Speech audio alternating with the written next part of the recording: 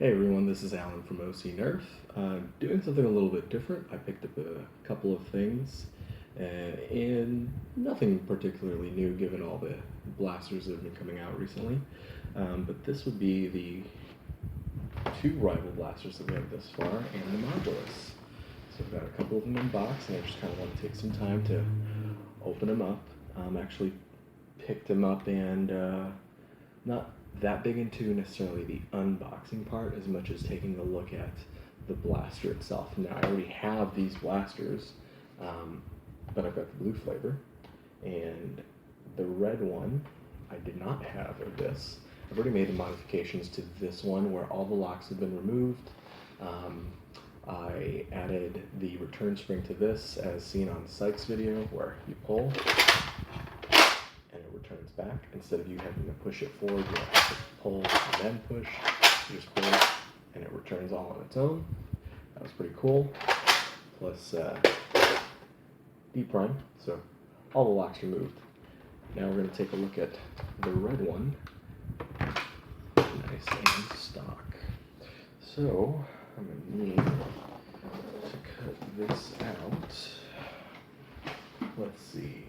I think we use crazy knives, right? So let's grab a crazy knife. Okay. Let's just cut right into this. There we go. Wow, that cut really brilliantly. That worked out a lot better than I thought it would. All right. Let's pull this thing out. It's pretty clean.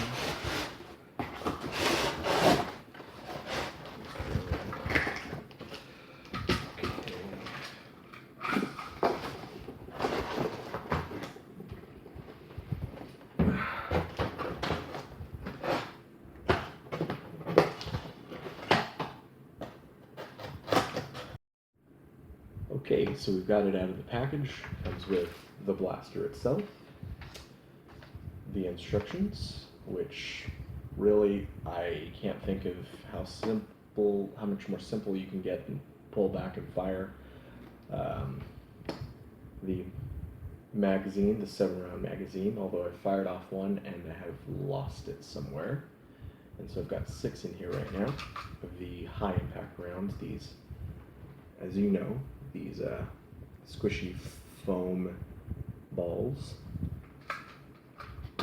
I am glad they made them yellow. They are easy enough to lose. Like when I go for a night game, I try to use like the mega darts. Those are the easiest things to find. Blue elite darts at night in the grass, forget about it. I have yet to actually play with rival rounds at night, so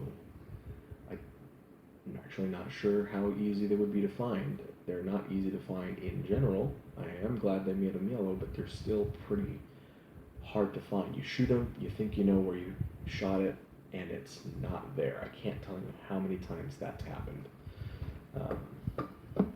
So, back to this blaster. It's got a new type of tactical rail on top that kind of fits still for the Insurrect line, but doesn't have the locking mechanism. Kind of curious to see as this rival line grows what kind of accessories or accessory styles are going to put on here. Thus far, it's just been the clips that'll hold the extra magazine, and those have been interesting, but kind of curious what else they're going to come up with. So we've got a little button here, as you know, that lets you pull it. If you push it the other direction, acts as a safety and prevents you from pulling the trigger. And we've got our top prime right up here, a little hook for you to pull on, and I have to pull it this way. And unlike my blue already modified blaster, it stays in the rear position until you push it forward. Now, there is one interesting thing that I noticed about this blaster that's slightly different than mine. Here we go. And that's that orange little knob right there.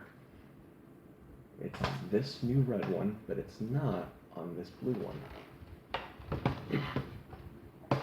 And I've already been kind of playing with this to kind of figure out what it is, and it looks like it's to help prime your blaster so that you can just pull it back without left, pull the trigger, and ease it forward.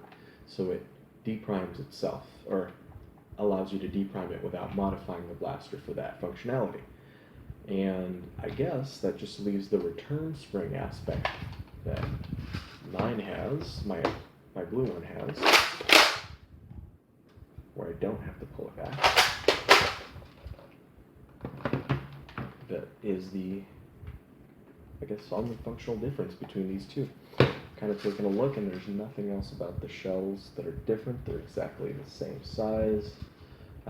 No other changes have been made that I can tell other than that little orange lever right there. If anybody knows of anything else that I should be aware of that may have changed between these models, these production models, let me know in the comments, and I will try to find it and see what you're talking about. But I don't think there is. Everything else functions just the same way. Again, with these magazines, the 7 ball, I want to say dart every time, the 7 ball magazine. We pull it back, push it forward. There's now 1 in the chamber, and we're locked, we're unlocked, and ready to fire. I'm going to fire it in my hand so I don't have it bouncing again and losing it. Quite the pop. Even with the ball in there, even with air restrictor, it still sounds rather vicious. That's actually one of the cool things that I like about this line, and about this in general, this Apollo. I haven't said the name yet, have I? The Nerf rival Apollo. They are really cool blasters, and now I've got both flavors, blue and red. I also already have the red Zeus. I've got another red Zeus here to unbox, and I've got a modulus here as well. I've got plenty of moduluses. I think 2 of them at least are already modified and rewired for higher voltages, and I actually haven't cracked open into the Zeus yet. So perhaps on either this one or the one that I already have, I will give that a shot. Other than that, really digging this blaster. I'm probably going to invite some friends over to have a little war with these two, or this rival line, as we've mostly been playing with the darts. And neither of the friends that I normally have come over have the rival blasters, but now I've got plenty for all of us to play with. So that being said, this is, I know, a little bit different than what I've been putting out on this channel thus far. I hope you like it, and leave me a comment on what you think about this, and if you have any other thoughts about where I can go with this channel. Not really much into unboxings myself.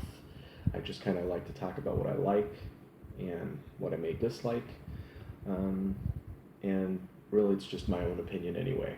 So thanks for watching.